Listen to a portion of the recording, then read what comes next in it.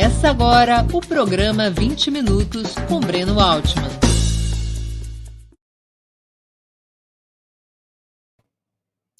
Bom dia! Está começando mais uma edição do programa 20 Minutos. O tema de hoje: vitoriosos e derrotados no primeiro turno das eleições municipais. Como havíamos dito na segunda-feira, dia 16 de novembro, logo após o encerramento do primeiro turno das eleições municipais, hoje nós vamos trazer um conjunto mais amplo de dados para que possamos ter uma análise completa, ou pelo menos mais completa, sobre os resultados eleitorais da primeira volta das eleições municipais brasileiras de 2020. Mas antes de começar o programa, 3 mensagens bem rápidas. A primeira delas, eu queria pedir a vocês que se inscrevessem no canal do Opera Mundi no YouTube e que, preferencialmente, se tornassem membros pagantes do nosso canal no YouTube. Basta clicar em Seja Membro e escolher um valor mensal de acordo com as suas possibilidades e com a sua vontade. Para nós é muito importante essa contribuição. Quem não puder ser membro, quem puder ou não quiser ser membro pagante, pode se inscrever como membro não pagante. De toda forma, sempre se lembrem de ativar o sininho. Ativado o sininho, vocês serão avisados todas as vezes que novos programas, nossos ou de nossos parceiros, forem ao ar.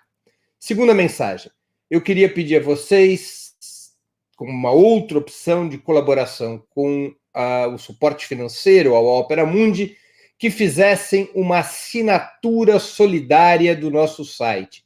Assinatura solidária, um pequeno valor mensal que nossos espectadores e leitores pagam para que nós possamos sustentar e desenvolver um jornalismo independente de qualidade. Vocês poderão obter informações sobre a assinatura solidária no endereço que está na tela, www.operamundi.com.br/apoio. Vou repetir, www.operamundi.com.br/apoio. Façam agora mesmo a assinatura solidária. A assinatura solidária é o principal instrumento de financiamento do Opera Mundi. A assinatura solidária é a forma mais simples e objetiva para que você possa colaborar com a resistência da imprensa independente e com o desenvolvimento do nosso veículo de comunicação. Terceira mensagem. Ao fim da exposição, eu responderei questões dos nossos espectadores e das nossas espectadoras. Para tanto, basta que vocês escrevam essas perguntas na área de bate-papo do YouTube ou do Facebook. Ao cabo da exposição, eu tentarei responder a essas questões, na medida das minhas possibilidades e do nosso tempo. Passadas essas 3 mensagens, vamos ao nosso trabalho. Vitoriosos e derrotados no primeiro turno das eleições municipais de 2020. Antes de mais nada, eu queria compartilhar com vocês o método para a gente poder fazer esse balanço. Não é possível fazer uma análise adequada sem números. Eleições se traduzem em números. A matemática é a grande ferramenta analítica para nós nos darmos conta de quem ganhou, de quem perdeu ou de quem ficou dando pique no lugar. Portanto, é necessário processar esses números. Foi o que nós fizemos desde a apuração no domingo à noite. Basicamente, recolhemos os principais números do primeiro turno e dividimos esses números em 3 itens de avaliação. Um item, o número de eleitores, ou seja, quantos eleitores cada partido e cada bloco de partidos arregimentou no primeiro turno das eleições municipais, tomando em consideração o voto dos eleitores para prefeito no primeiro turno. Então, esse é o primeiro item, número de eleitores para prefeito no primeiro turno, número de eleitores de cada partido e de cada bloco para prefeito no primeiro turno. Segundo item, número de prefeituras conquistadas por cada partido e por cada bloco. Terceiro item, número de vereadores conquistados por cada partido e por cada bloco. Então, são 3 itens para nós avaliarmos o desempenho das distintas forças políticas. Esses números estão divididos por partidos, como vocês poderão ver, mas também alinhados em blocos. Esses blocos são no número de 6. Por que 6 blocos para analisar a vida política do país? Eu vou explicar a vocês o meu critério. Um primeiro bloco é a esquerda brasileira. Os 3 principais partidos da esquerda brasileira são o PT, o PCdoB e o PSOL. Então, este é um bloco, a esquerda. Um segundo bloco é a centro-esquerda, o PDT, o PSB e a Rede. Um terceiro bloco eu chamei de pântano, porque são 3 partidos que a gente nunca sabe onde eles estão. Se eles estão mais para a centro-esquerda, se eles estão mais com a direita neoliberal, com o campo conservador. Então, este pântano aglutina o Cidadania, o Podemos e o PV. São 3 partidos que compõem o pântano. Então, nós temos aí 2 blocos no campo progressista, a esquerda e a centro-esquerda.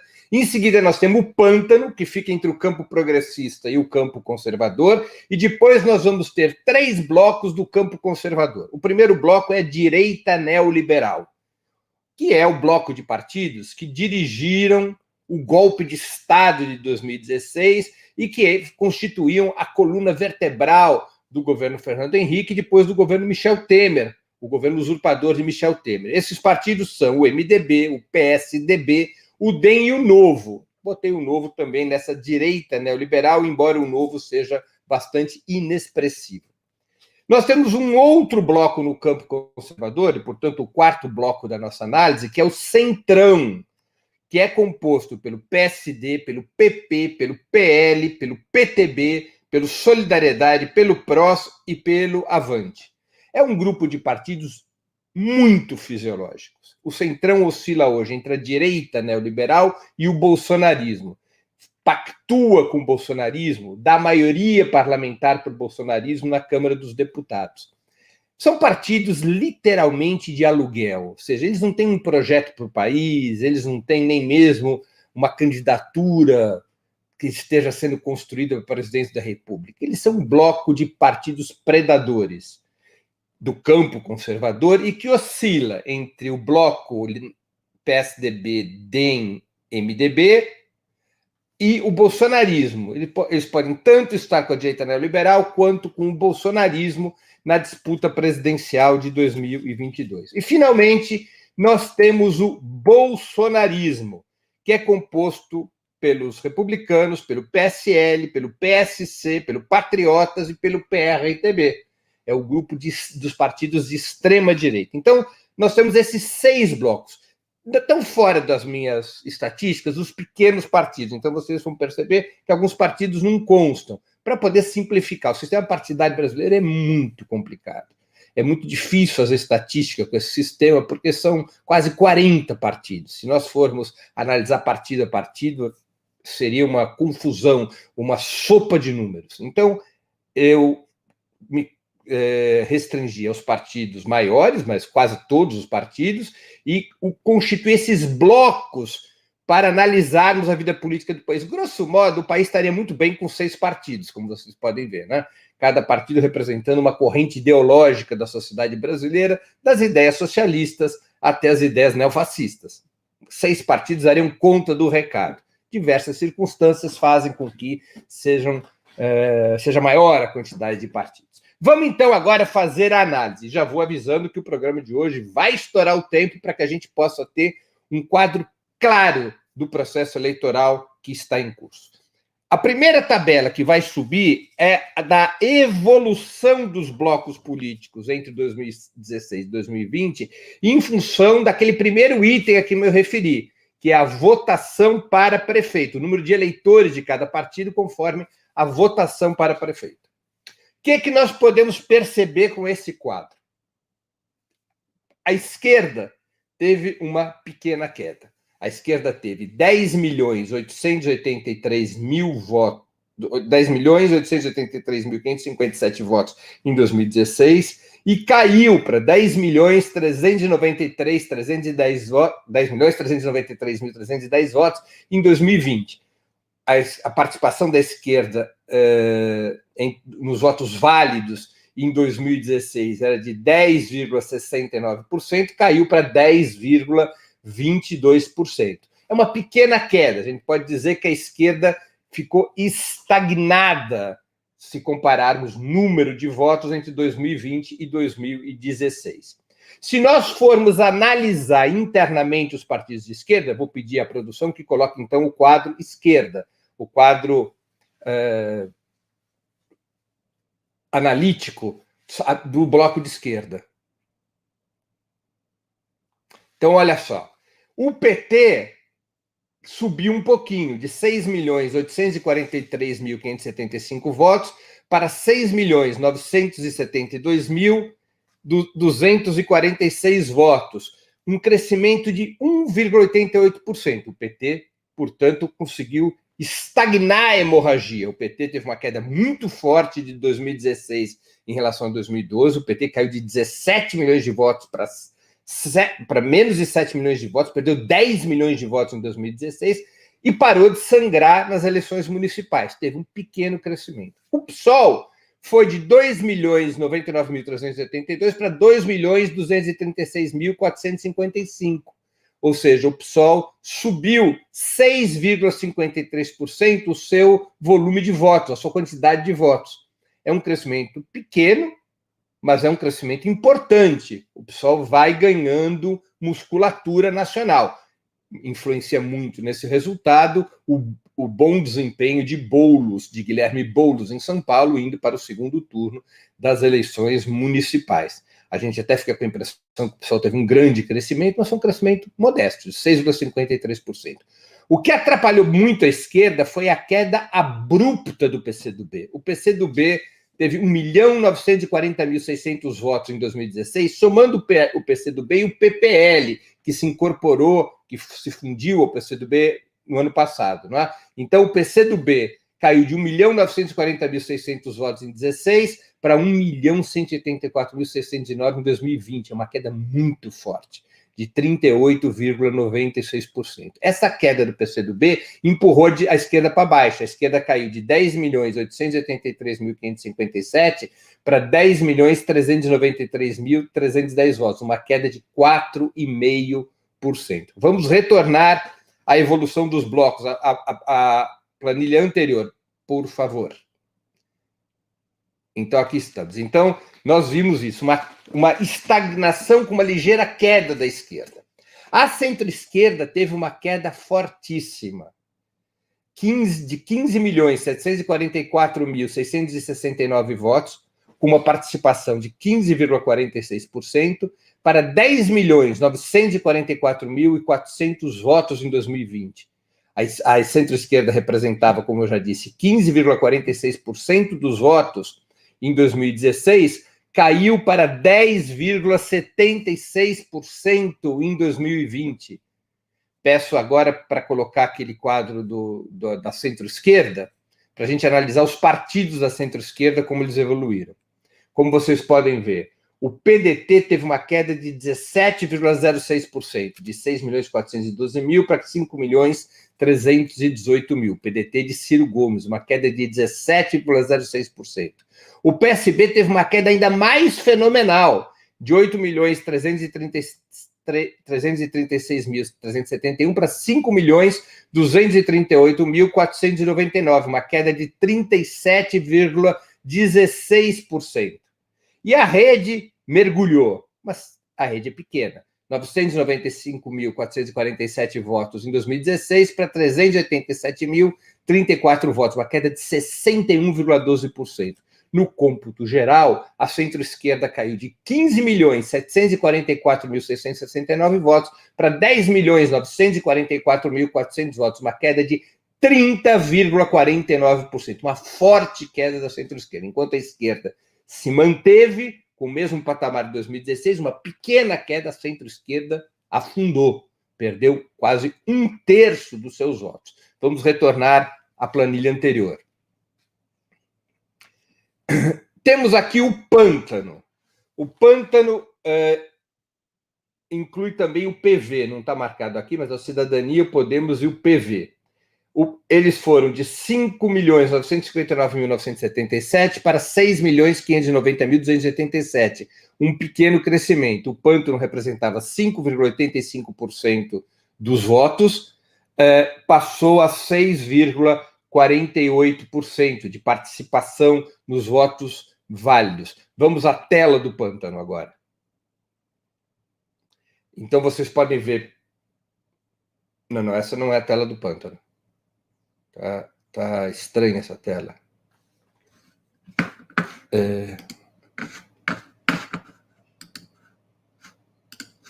Bom, vamos retornar àquela tela geral, então? Vamos retornar à tela geral. Então, a gente também não precisa ver todos os campos um a um. Então, o pântano teve esse desempenho. A direita neoliberal, ela teve uma queda forte. Ela tinha 37.994.344 votos em 2016, foi o que ela obteve na votação, representava 37,31% do eleitorado, dos votos válidos, caiu para 30.348.476 votos. Portanto, caiu para uma participação de 29,83%. Uma forte queda do bloco que dirigiu o golpe de 2016. Vamos para a tela para ver como se comportou cada partido da direita neoliberal. Perfeitamente. Olha só, na votação. O MDB caiu de 15.115.431 votos para 10.924.918. Uma queda abrupta de 27,72% no total de eleitores nas eleições municipais de agora, comparados com as eleições de 2016. O PSDB, então, teve uma queda ainda mais estrondosa, de 17.733.429 votos para 10.701.951 votos, uma queda de 39,65%. Ao contrário do que diz a imprensa monopolista, o maior derrotado dessas eleições é o PSDB, é o partido que teve a queda mais funda, seguido do MDB. O bloco da direita neoliberal só não afundou de vez porque o DEM cresceu muito. O DEM, que é aquele partido da direita neoliberal, bastante próximo do centrão. O DEM cresceu de 5.106.972 votos em 2016 para 8.300.991 votos em 2020, uma elevação fortíssima de 62,54%. O Novo também cresceu, mas o Novo tem pouca expressão. Isso fez com que a queda do bloco neoliberal não fosse ainda mais profunda e permitir contê-la em 20%. De toda maneira, é uma queda forte. A centro-esquerda perdeu 30% dos votos e a direita neoliberal perdeu 20% dos votos. Vocês veem, então, como o centro da vida do país, ao contrário de ganhar votos, perdeu votos. A esquerda se manteve e o centro perdeu voto. A centro-esquerda perdeu voto no lado do campo progressista e a direita neoliberal perdeu voto no lado do campo conservador. Quer dizer, aquelas duas pontas, a ponta direita do bloco progressista e a ponta, entre aspas, esquerda do campo conservador, esses dois blocos perderam votos, ao contrário do que diz a imprensa monopolista. O centro afundou a centro-esquerda e afundou o que eles chamam de centro-direita. Retornemos à tela original. O centrão, que é aquele pedaço do campo conservador mais próximo do bolsonarismo, porque tem um acordo com Bolsonaro no parlamento, o centrão subiu muito, praticamente capturou os votos da direita, que a direita neoliberal perdeu. O centrão foi de 24.376.585 votos, com uma participação de 23,94% para 30,01% dos votos. É uma subida expressiva. Vamos para a tela do centrão.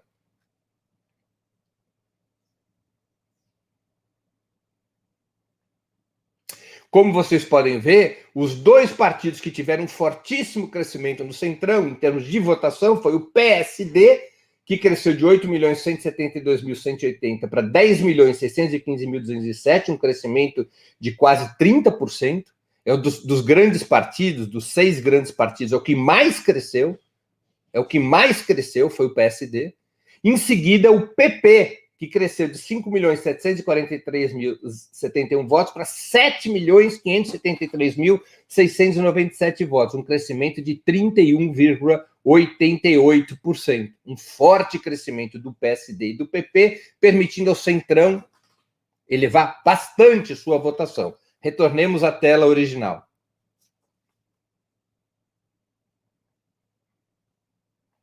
Finalmente, o bolsonarismo. O bolsonarismo, ao contrário do que tem sido afirmado por alguns analistas, inclusive de esquerda, não foi arrasado nas eleições de 2020. Isso é uma análise equivocada. O Bolsonaro teve derrotas importantes, sim. Candidatos a prefeito e a vereador que ele indicou, perderam. Nos grandes centros urbanos, o bolsonarismo recuou. Mas, em termos nacionais, os partidos do bolsonarismo subiram de 6.860.820 votos nas eleições municipais de 2016 para 12.919.709 votos nas eleições de 2020, uma subida muito importante. A participação subiu de 6,74% para 12,70%. A extrema-direita, portanto, tem mais votos do que a esquerda, do que a centro-esquerda, do que o pântano. Para vocês verem que a matemática é a ferramenta analítica que deve ser usada. É uma afirmação equivocada, precipitada, de que o bolsonarismo foi arrasado, de que o bolsonarismo é o grande derrotado. Isso não é verdadeiro. O bloco principalmente derrotado nas eleições desse ano foi a direita neoliberal e a centro-esquerda. Foram os dois blocos que tiveram maior perda, a direita neoliberal e a centro-esquerda. Portanto, as duas forças que se encontram no conflito entre o campo progressista e o campo conservador. Não foi a esquerda, como alguns setores da imprensa tentam passar, de que o PT foi o grande derrotado, isso é uma mentira.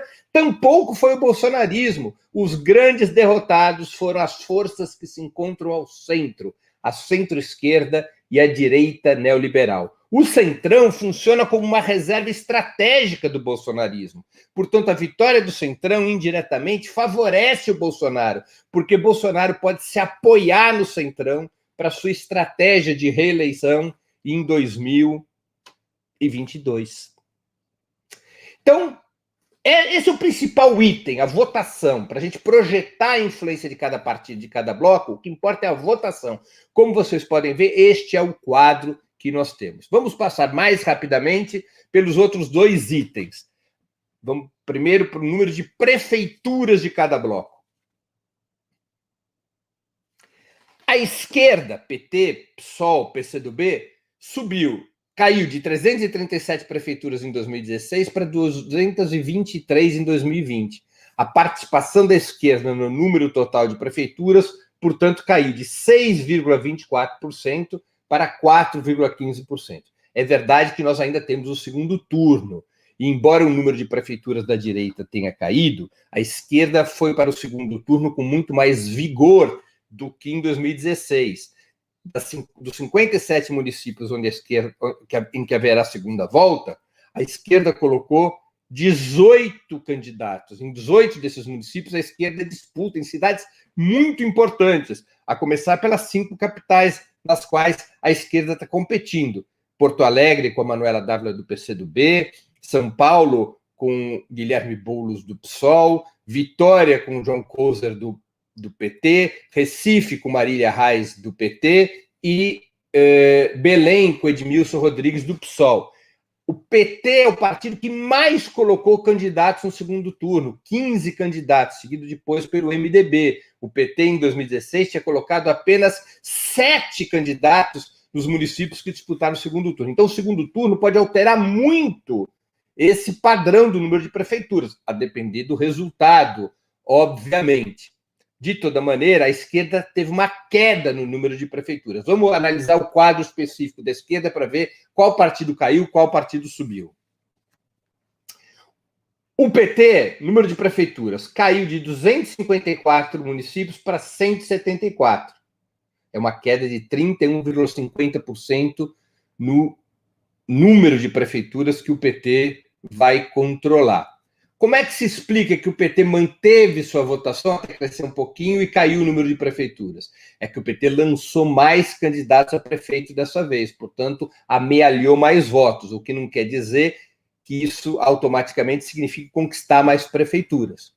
O PT teve mais votos, que é muito importante para as eleições de 2022, principalmente para as eleições parlamentares de 2022, mas caiu o número de prefeituras do PT. O PSOL subiu 100%, mas de 2 para 4, uma subida pequena, uma subida com uma base muito pequena.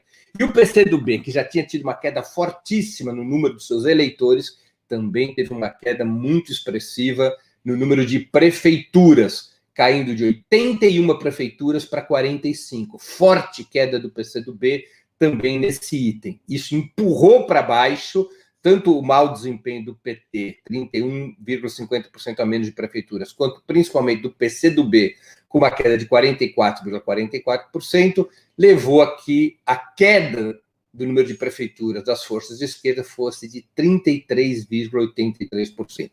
Vamos retornar à tela anterior.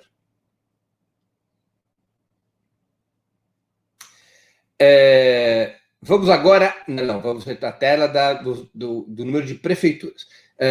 Vamos agora ver a centro-esquerda. A centro-esquerda tinha caído fortemente no número de votos e caiu também fortemente no número de prefeituras, de 747 para 565 prefeituras. A centro-esquerda representava 13,83% das prefeituras do país, caiu para 10,51%.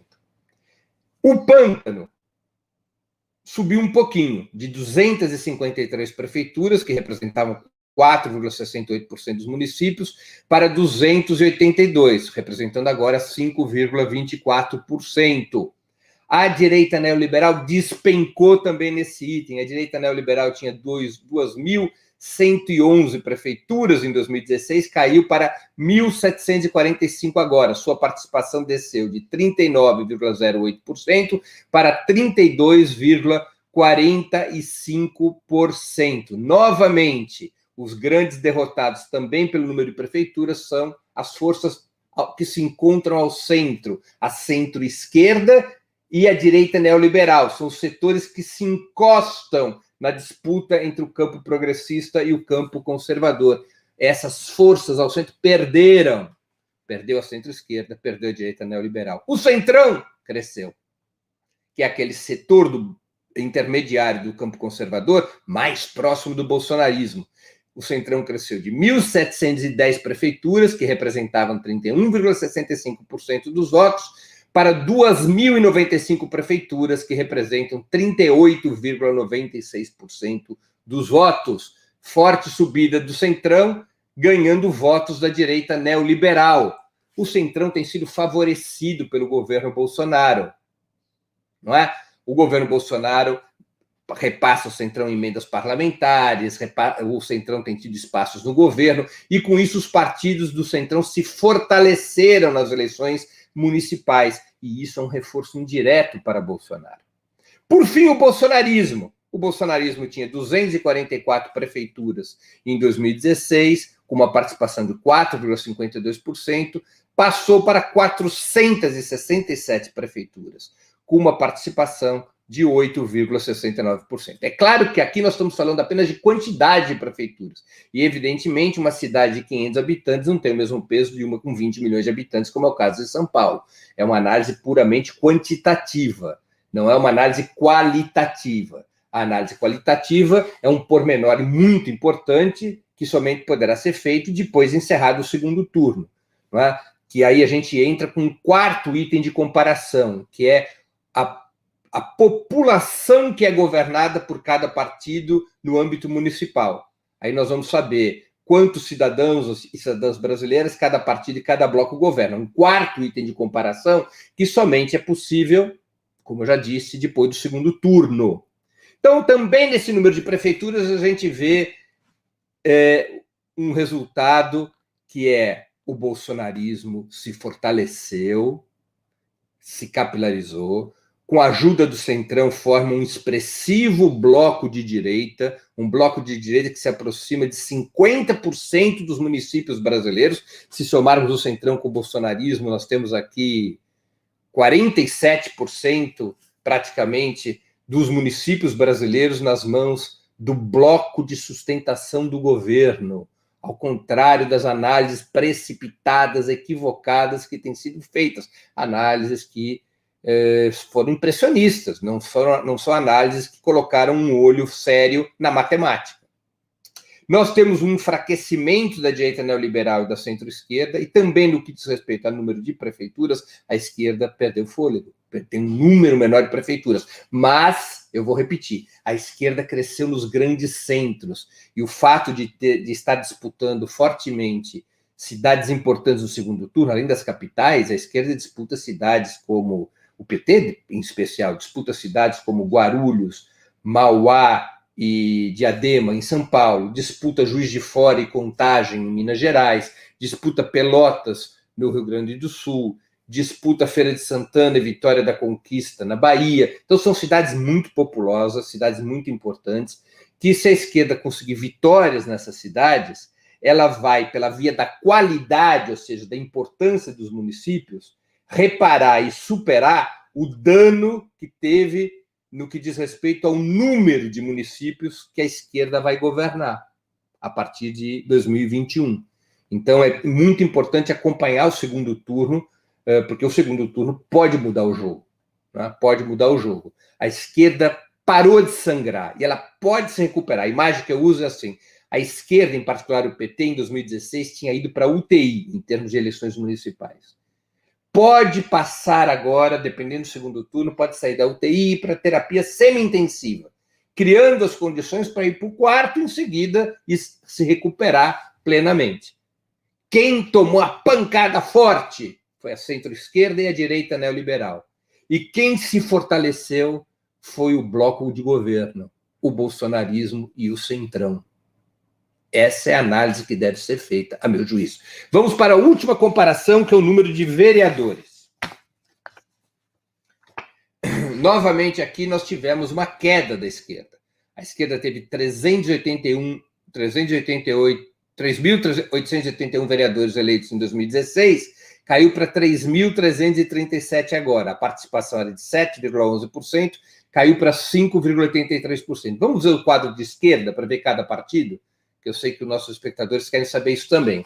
Então, olha lá, vereadores. O PT tinha 2.815 vereadores eleitos em 2016, caiu para 2.584, uma queda de 8,21% no número de vereadores.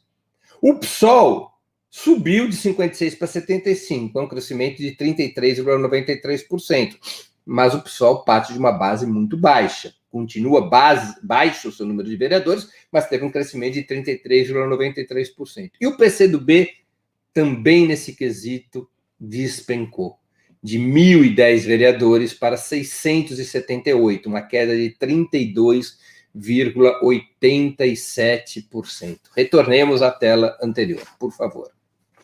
Como a gente pode ver nessa tela anterior, a esquerda reduz sua participação e a centro-esquerda também.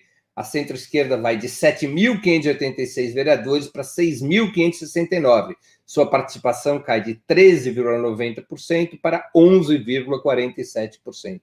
O Pântano cai também de 7,26%, com 3.963 vereadores em 2016, para 3.917 vereadores, 6,84%. A direita neoliberal também nesse item cai. Não em termos absolutos, o número de vereadores sobe de 15.832 para 6.052, mas cai em termos relativos porque é maior o número de vereadores em 2020 do que em 2016. Então, a participação da direita neoliberal cai de 29% para 28,04%. E o Centrão se fortalece muito. O Centrão sobe de 18.386 vereadores para 21.124 vereadores. De 33,68%, sua participação passa a ser 36,90%. E o bolsonarismo, que tinha 4.942 vereadores, 9,05% de participação, pula para 6.254 vereadores, uma participação de 10,92%. Novamente, a soma do bolsonarismo com o Centrão significa quase 48% dos vereadores do país nas mãos do bloco mais, da aliança entre os dois blocos mais à direita. Neste caso aqui, temos uma queda importante da esquerda. A esquerda antes representava 21% do total de vereadores, a esquerda e a centro-esquerda. A esquerda e a centro-esquerda agora representam 17,5% dos vereadores. E o bolsonarismo mais o Centrão subiram. A direita neoliberal ficou na mesma. O pântano também caiu um pouco. Novamente aqui, nós temos um cenário em que se enfraquece as forças mais ao centro, por conta da combinação entre a direita neoliberal e a centro-esquerda, mas também se enfraquece a esquerda em número de vereadores. Embora seja um enfraquecimento não muito forte, é um enfraquecimento que deve ser registrado. Enquanto os dois blocos mais à direita, o Centrão e o bolsonarismo, que são aliados na Câmara dos Vereadores, que podem estar juntos na eleição presidencial, esse bloco cresceu. Enfim, esses são os números fundamentais das eleições de 2020 no primeiro turno. O segundo turno é uma batalha, terá batalhas decisivas que podem mudar esse desenho. É claro que muda tudo de figura se a esquerda ganha em São Paulo, se a esquerda ganha em Porto Alegre, em Belém, em Recife, em Vitória, em Juiz de Fora, em Contagem, em Pelotas. São batalhas decisivas que mudam o desenho. Neste primeiro turno, nós podemos fazer algumas constatações. Primeiro, que o campo conservador tem maioria em relação ao campo progressista e maioria avassaladora. O campo conservador, que reúne o bolsonarismo, o centrão, a direita neoliberal, esse campo conservador tem 75% dos votos. Enquanto que a esquerda e a centro-esquerda tem 20% dos votos.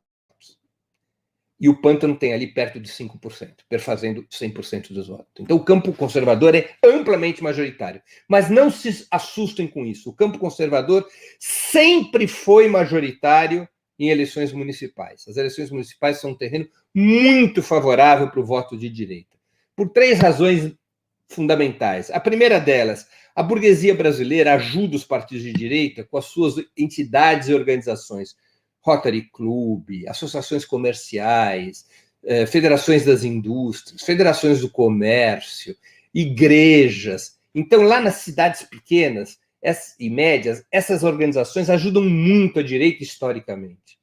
Segundo, nessas cidades pequenas e médias, o apoio do governo federal, as verbas do governo nacional, federal e dos governos estaduais tem muito peso e também ajuda muito os candidatos de direita. Terceiro, as eleições municipais são muito mais despolitizadas que as eleições nacionais. A população, na maior parte das cidades, vota não num partido, num projeto, mas vota num nome de vereador, num nome para prefeito. Esses prefeitos e vereadores, especialmente no campo da direita e da centro-direita, eles mudam de partido toda hora. Então, não tem... sempre foi um campo mais favorável à direita. Então, essa é a primeira constatação. A segunda constatação, as forças centristas, seja a direita neoliberal, que é a ala mais moderada do campo conservador, seja a centro-esquerda, que é o setor mais à direita do campo progressista, essas duas forças perderam voto e perderam fortemente, perderam quase 1/3 dos seus votos. A esquerda ficou estagnada, também não houve vitória da esquerda. A esquerda parou de perder, o que já é uma grande coisa nas circunstâncias atuais. Parou de sangrar. Cai a centro-esquerda, cai a direita neoliberal, se reforça muito o centrão e se reforça também o bolsonarismo.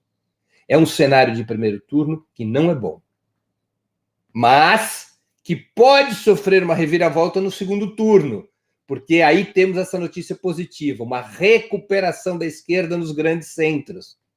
A esquerda está se recuperando nos grandes centros. Perdeu força das cidades pequenas e médias, mas está se recuperando nos grandes centros. E pode colher vitórias importantes nos grandes centros. Tanto é assim que o PT fez a maior pancada na Câmara dos Vereadores de São Paulo, o PT cresceu na Câmara dos Vereadores do Rio de Janeiro, A esquerda como um todo foi elegendo vereadores em várias câmaras municipais importantes, nas capitais, nas cidades mais importantes, e pode amealhar um conjunto importante de vitórias no segundo turno, especialmente a joia da coroa, que é a grande batalha das eleições municipais, que é São Paulo. Uma batalha para a qual todos os militantes, todas as militantes de esquerda, democráticos, progressistas, têm que arregaçar a manga e fazer de tudo pela vitória do Boulos. Aí já não tem mais PT, PSOL, PCdoB, é todo mundo junto, todo mundo vestindo a camisa dessa campanha, porque é a grande batalha contra o campo conservador. Bruno Covas representa a barbárie, representa a aliança entre o bolsonarismo e o tucanato, a aliança entre os neofascistas e os neoliberais. É isso que representa Bruno Covas. E uma derrota de Bruno Covas em São Paulo, uma vitória da esquerda em São Paulo, muda o jogo. Assim como muda o jogo uma vitória da Manuela em Porto Alegre, da Marília Reis em Recife, do Kozer em Vitória, do Edmilson Rodrigues em Belém, da Margarida Salomão em Juiz de Fora, da Marília Campos em Contagem, do Pepe Vargas em Caxias e assim por diante. Então, são batalhas muito importantes que ainda faltam ser travadas, que estão em curso e que podem mudar o jogo, o resultado do jogo das eleições de 2020. Então, essa também é uma constatação importante. No primeiro turno, o bolsonarismo se fortaleceu, Centrão se fortaleceu muito. Quem perdeu pesado, a direita neoliberal e a centro-esquerda. Quem ficou dando pique no lugar, mas parou de sangrar, foi a esquerda. O PT parou de sangrar, o PSOL subiu um pouco, com um desempenho muito exemplar na cidade de São Paulo. Esse é o balanço de vitoriosos e derrotados até o momento, registrando sempre que a esquerda, em particular o PT, passaram com muitos nomes para o segundo turno, e isso significa uma possibilidade de reordenar o resultado das eleições municipais de 2020. Por isso o segundo turno é tão decisivo e a gente tem que ir para a batalha pesadamente. Enfim, esse é o quadro que eu gostaria de apresentar a vocês. Como eu avisei anteriormente, ia passar bastante de 20 minutos para poder dar uma análise bastante sustentada sobre números. Não é eu acho isso, eu acho aquilo, opiniões, não. É a gente olhar os números, que é o que importa quando se quer fazer um balanço relevante das disputas eleitorais. Eu vou agora passar as perguntas. Nós não vamos ter muito tempo, mas eu vou tentar responder aquilo que for possível. Wilton Santos. Breno, o que o PT e os partidos de esquerda deveriam fazer para recuperar a base social e atrair a classe média? Puxa, Wilton, isso é uma ampla pergunta. Não é? É uma ampla pergunta. Se eu começar a responder ela agora e a gente for discutir a esse respeito, nós vamos precisar de um novo programa. Então, você vai me permitir que eu passe essa pergunta, que eu anote essa pergunta, para que a gente possa pensar algum programa para discutir esse tema, seja a recuperação da base social, a atração da classe média. Qual a estratégia de esquerda? Tá bem? Você me desculpa, Wilton. Ana Abrão, bom dia. O grande vencedor não foi o centro neoliberal? Olha, Ana Abrão, o grande vencedor foi o centrão, que eu separo da direita neoliberal. Porque o Centrão não é programático. PSDB e DEM são programáticos neoliberais. O Centrão oscila entre o bolsonarismo e a direita neoliberal. A direita neoliberal perdeu e perdeu feio, como eu pude mostrar pelos números. O Centrão cresceu muito, roubando votos da direita neoliberal. Só que o Centrão é aliado do bolsonarismo, embora possa também compor com a direita neoliberal para a disputa presidencial de 2022. Portanto, o grande vencedor foi o Centrão e não a direita neoliberal. Laércio de Araújo. Breno, você tem informação das mudanças de partidos dos políticos candidatos a prefeito? Acho que o DEM teve muita adesão nos últimos 2 anos. Isso explicaria o crescimento de sua representatividade. Pode ser, Laércio. Eu não tenho esse número. Né? Eu não tenho esse número. Felipe Paris e Dias de Moraes. Breno, qual é a sua visão sobre a relevância dessas eleições para o cenário que se possa formar em 2022? PSOL em São Paulo afirma ser crucial para o início da derrota do bolsonarismo. Como você avalia isso? Olha, Felipe, eu concordo. Uma vitória do Boulos aqui é decisiva para 2022, porque São Paulo é a mais nacional das capitais brasileiras. Lembremos que quando antes do Lula ir ao segundo turno em 89 pela primeira vez, o PT ganhou com a Luiza Erundina a prefeitura em 88. Antes do Lula ir para as eleições vitoriosas de 2002, a Marta ganha aqui em 2000. Portanto, é muito importante ganhar São Paulo. Quando o Fernando Haddad ganha em 2012, isso ajudou a vitória da Dilma em 2014. Então é muito importante ganhar em São Paulo. Ela tem um peso estratégico. Eu não tenho nenhuma dúvida disso. Agora, nós não podemos compreender as eleições municipais como um ensaio geral para as eleições nacionais. Não é assim. São dinâmicas muito diferentes, muito diferentes. Basta olhar o que aconteceu entre 2016 e 2018. Né? Em 2016, o resultado da esquerda, em particular do PT, foi horroroso, horroroso. Mas o PT estava no segundo turno de 2018 na disputa presidencial. O Fernando Haddad não foi nem para o segundo turno da disputa para a prefeitura de São Paulo. Ele era o prefeito na época, em 2016. Teve 16,70% dos votos o Fernando Haddad. E teve uma bela performance na disputa presidencial. Então, é muito relativo. Agora, vencer em São Paulo é decisivo. Felipe Parisi também pergunta... já perguntou, né? Eu já respondi. Vânia Mato. Breno, como você computa esse 1 milhão de eleitores a menos nesse pleito em relação a 2016? Causa, pandemia, abstenção? Acho que a pandemia, Vânia, mas como as minhas análises são feitas com base nos votos válidos, a abstenção ela é neutra, né? Ou seja, não favorece a B ou C, ela é neutra. Eu fiz o cômputo sempre em cima dos votos válidos. Silvio Queiroz, pensando que em 2016 o bolsonarismo não tinha o contorno que assumiu em 2018, a subida de agora não indica que esse é o espaço político do bloco? Olha, Silvio, é difícil afirmar isso, né? Porque é necessário mais uma eleição municipal para a gente poder entender se isso representa uma tendência de crescimento da extrema-direita nas pequenas cidades, que é onde eles têm coletado vitórias, ou se é apenas uma ocupação de espaço, como você afirma, ou seja, que eles já atingiram o teto deles. É muito cedo para dizer isso. A sinergia entre o bolsonarismo e o centrão, que parece se aprofundar, pode dar ao bolsonarismo espaço para crescimento nas pequenas cidades, muitas vezes aliado aos partidos do centrão. Eu não me arriscaria a dizer que eles atingiram já o seu espaço político. Eles podem crescer. A TV Resistência Contemporânea. Breno, o site do Ópera irá disponibilizar essas tabelas? Boa ideia. Eu preciso conversar com a redação do Ópera. O arquivo está pronto, eu vou pedir que disponibilizem, sim, um material importante de consulta. André Ricardo de Souza. Breno, você acredita na possibilidade de transferência do PSB da centro-esquerda para a esquerda, talvez numa já cogitada unificação com o PCdoB, que se fragilizou bastante nessas eleições? Olha, aí teria que perguntar para o PSB, para o PCdoB, eu não me arriscaria a fazer uma previsão. A situação do PCdoB é delicada. É muito difícil o PCdoB atingir a cláusula de barreira no ano que vem, a depender dos resultados dessas eleições. Basta ver, por exemplo, que um deputado muito importante do PCdoB, que é Orlando Silva, foi candidato a prefeito em São Paulo e teve apenas 0,23% dos votos. O coeficiente eleitoral para um partido eleger um deputado, sem a coligação proporcional, é uns 200, 300 mil votos aqui em São Paulo. Eu não vejo como o PCdoB consegue esse coeficiente aqui e em vários outros estados.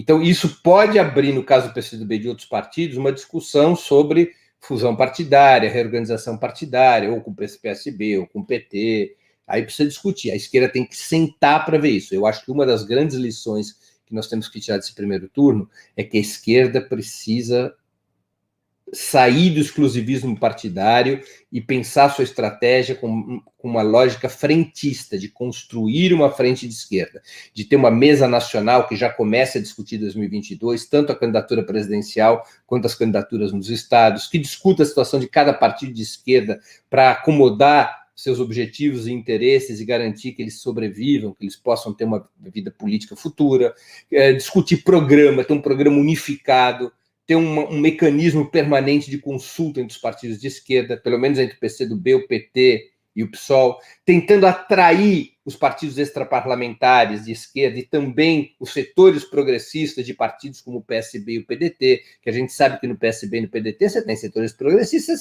você tem setores conservadores. Né? Parte da bancada do PDT e do PSB vota com a direita. Parte não, parte está na resistência. Os partidos, mesmo o PDT e o PSB, têm assinado conjuntamente com o PT, o PSOL e o PCdoB, notas, documentos de repúdio, têm votado, têm indicado voto junto com a bancada do PT, do PSOL e do PCdoB, mas eles abrigam setores conservadores também. Então, é necessária essa frente de esquerda, que comece com PT, PSOL, PCdoB, com mesa nacional, programa único, pensando 2022, para que a gente possa sair dessa situação, porque a esquerda se enfraqueceu. Relativamente se enfraqueceu, em termos de número de prefeituras e número de vereadores. Também teve um certo, em termos de número de votos, também teve um pequeno declínio, não pode ser desconsiderado. Não é? Relativamente ao bolsonarismo e ao centrão, a esquerda tem menos força do que tinha antes. Somado ao centro-esquerda, a situação também piorou. Então é necessário uma política frentista, já não é mais possível uma política baseada no exclusivismo partidário, ou seja, com cada partido pensando exclusivamente ou principalmente nos seus próprios interesses e objetivos. É necessário construir uma política de frente popular. Essa é a minha opinião, viu, André Ricardo? Aline Maia. Há candidatos do Centrão e Pântano que defendem pautas que dialogam com o campo progressista. Pensando que ainda temos que combater o bolsonarismo, como a esquerda deve se posicionar frente a essas pautas? Fazer a denúncia ou se aproximar dessas forças? Olha, Aline, nenhuma coisa nem outra. Quando essas pautas são comuns, lá no parlamento, por exemplo, se vota junto. Quando essas pautas são comuns nas ruas, se luta junto. Mas não precisa se aproximar nem denunciar nestes casos concretos. Nesses casos concretos, se faz a batalha junto. Mas é necessário denunciar o papel dessas forças, do Centrão, do Pântano e da direita neoliberal. Temos que sempre explicar ao povo o que representa cada partido e cada bloco, para não ter ilusão. Nós temos que dizer muito claramente, penso eu, que somente há saída no país pela esquerda. Não há saída no país através do Centrão, da direita neoliberal ou do Pântano. Somente a saída pela esquerda, pelo fortalecimento da esquerda e pela atração da centro-esquerda a um acordo com a esquerda, para constituir um bloco de ruptura com o neoliberalismo no nosso país. Não há saída pelo centro. Nós temos que denunciar isso. Não há saída pela direita e não há saída pelo centro. Que a única oposição consequente contra o bolsonarismo é a oposição de esquerda, podendo atrair setores da centro-esquerda. Acho que esse que deve ser o discurso. Agora, quando há pautas em comum, vota-se junto, luta-se junto, qual o problema? Mas sem perder de vista a perspectiva política mais geral, que deve ser dita ao povo brasileiro o tempo todo. Nós não podemos fantasiar sobre isso, nós não podemos cultivar ilusões. E assim termino o programa 20 Minutos de hoje, cujo tema foi vitoriosos e derrotados no primeiro turno das eleições municipais de 2020. Eu queria agradecer a audiência, em especial gostaria de agradecer a quem formulou questões, mais especialmente ainda eu agradeço a quem contribuiu através do Superchat ou que se tornou membro pagante do canal do Opera Mundi no YouTube. Quem gostou do programa, ajude na sua difusão, compartilhe nas suas redes sociais, que para nós é muito importante. E nós voltamos a nos ver na próxima sexta-feira, às 11 horas da manhã, com mais um programa 20 Minutos. Agora, amanhã, quinta-feira, às 8 da noite, nos canais do Opera Mundi, no YouTube, no Facebook e no Twitter, nós vamos ter o nosso programa semanal de entrevistas, o Sub-40. Na edição dessa quinta-feira, eu irei entrevistar a Jaqueline Brizola. Não, ela não é parente da Juliana Brizola, que foi candidata do PDT lá no Rio Grande do Sul. Não, a Jaqueline Brizola, ela é uma historiadora. Ela é uma historiadora da saúde.